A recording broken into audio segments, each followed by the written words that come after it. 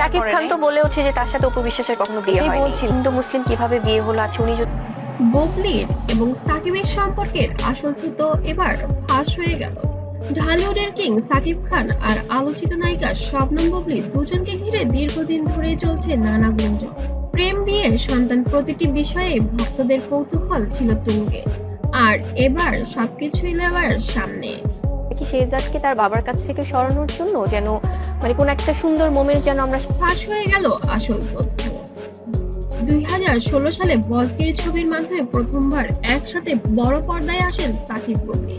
Cinema superhit হতেই আমার সন্তান শেহজাদকে নিয়ে তার বাবাকে নিয়ে খুব সুন্দর একটা মোমেন্ট হ্যাঁ আমরা শেয়ার শেয়ার করেছি। দেখেছি। শুরু হয় তাদের রসায়নের গল্প।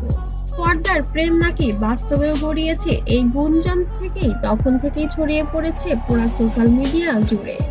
একসময় গুঞ্জন রূপ নেয় বাস্তবে। শোনা যায় সাকিবের ঘনিষ্ঠ মহল থেকেই ফাঁস হয় বুবলির সঙ্গে তার বিশেষ সম্পর্ক।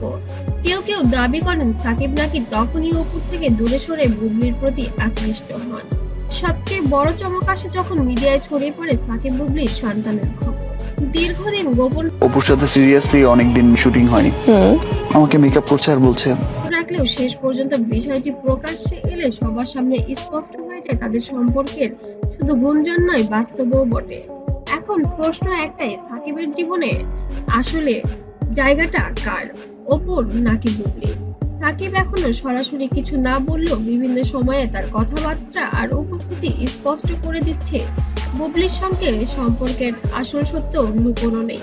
সাকিব বুবলির সত্যটা আজ আর কারো অজানা নয়, তবে এই সম্পর্ক কোথায় গিয়ে শেষ হবে সেটা এখন সময়ের অপেক্ষা। ভক্তরা একটাই প্রশ্ন করছেন, সাকিব খানের জীবনে শেষ পর্যন্ত জায়গাটা কে পাবে?